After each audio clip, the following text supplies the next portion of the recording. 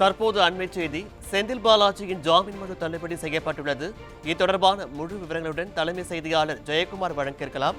ஜெயக்குமார் வணக்கம். தற்போது செந்தில் பாலாஜி மீதான ஜாமீன் மனு தள்ளுபடி செய்யப்பட்டிருக்கிறது.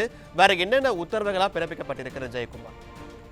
கண்டிப்பாக பாலாஜி, திமுகவினுடைய முன்னாள் அமைச்சராக இருக்கக்கூடிய செந்தில் பாலாஜியினுடைய ஜாமீன் மனு தள்ளுபடி செய்து சென்னை உயர்நீதிமன்றம் உத்தரவிட்டிருக்கிறது. குறிப்பாக செந்தில் பாலாஜி 5வது முறையாக ஜாமீன் கோரியிருக்கிறார். அதே போன்று நீதிமன்ற காவல் ஏற்கனவே அவருக்கு 23 முறைக்கு மேலாக நீதிமன்ற காவல் அவருக்கு அளிக்கப்பட்டிருப்பது குறிப்பிடத்தக்கது. குறிப்பாக அதாவது பண பரிமாற்ற சட்டவிரோதமான பண பரிமாற்ற வழக்கில் கைது செய்யப்பட்டு அமலாக்கத்துறையால் ஆதாரங்களோடு நீதிமன்றத்தில் ஆஜர்படுத்தப்பட்டு சிறையில் அடைக்கப்பட்ட செந்தில் பாலாஜி இதுவரை தமிழகத்தில் இல்லாத அளவிற்கு இலாக்கா இல்லாத ஒரு குற்றவாளியை இலாக்கா இல்லாத அமைச்சராக இந்த விடியா திமுக அரசு வைத்திருந்தது.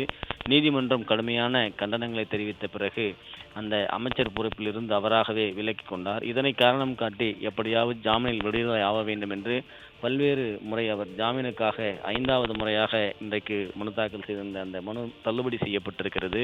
அதாவது சட்டவிரோதமாக பணப்பரிமாற்றம் செய்யப்பட்டது. அதன் மூலமாக பல்வேறு முறை அவரது வீடு மற்றும் அவரது சகோதரர் இல்லங்கள், அவரது உறவினர்கள் இல்லங்கள் எல்லாம் சோதனை நடத்தப்பட்டது. அதற்கு முன்பாக வருமான வரித்துறை அதிகாரிகள் சோதனை நடத்தினார்கள். சோதனை நடத்தப்பட்ட பெண் அதிகாரி தாக்குதலுக்கு உள்ளாக்கப்பட்டார். கொலைவெறி தாக்குதலோடு நடத்தப்பட்ட அது தொடர்பான புகார்களும் காவல் நிலையங்கள் அளிக்கப்பட்டது. புகார் அளிக்கப்பட்ட அந்த திமுக நிர்வாகிகள் 15 பேரையும் ஒரே நாளில் அந்த திமுகவினுடைய வழக்கறிஞர்கள் ஜாமீன் எடுத்தார்கள். இது மிகப்பெரிய அளவில் வருமான வரித்துறை அதிகாரிகளை அதிர்ச்சி அடைய செய்தது. இதனைத் தொடர்ந்து இந்த வழக்கு அமலாக்கத்துறை கையில் எடுத்து தீவிரமான ஒரு விசாரணையை மேற்கொண்டார்கள்.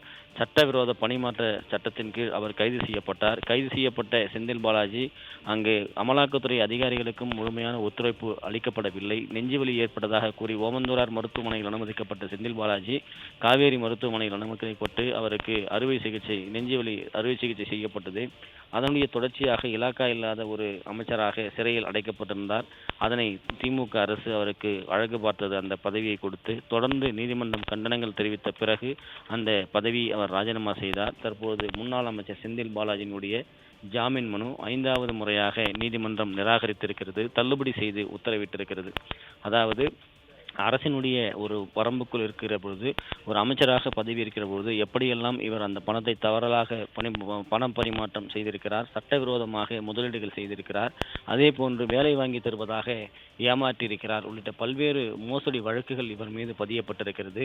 அதனுடைய அடிப்படையில் முன்னுதாரணமாக ஒரு அரசியல்வாதியாக இருக்கிறவர், அதே போன்று சமூகத்தில் மக்களுடைய பிரதிநிதியாக இருப்பவர் எப்படிப்பட்ட தூய்மையான கரங்களுக்கு சொந்தக்காரராக இருக்க வேண்டும் என்பதற்கு இவர் இல்லாமல் இருப்பதற்கு முன்னுதாரணமாக இருக்கிறார் என்று நீதிமன்றங்கள் ஏற்கனவே கண்டனம் தெரிவித்தது. அதனுடைய அடிப்படையில் இன்றைக்கு அவருடைய ஜாமீன் மனு நிராகரிக்கப்பட்டிருக்கிறது. தொடர்ச்சியாக குறிப்பாக செந்தில் பாலாஜியினுடைய இந்த மனு என்பது மிகப்பெரிய அளவில் தொடர்ந்து 5வது முறையாக தாக்கல் செய்து எப்படியாவது ஜாமீன் பெற வேண்டும் என்பதில் அவர் பல்வேறு முரண்பாடான தகவல்களை நீதிமன்றத்தில் வழங்கியிருந்தாலும் கூட நீதிமன்றம் அந்த ஆதாரங்கள் எல்லாம் தவறுதலானது என்பதை குறிப்பிட்டு அதனை நிராகரித்து வருவது குறிப்பிடத்தக்கது.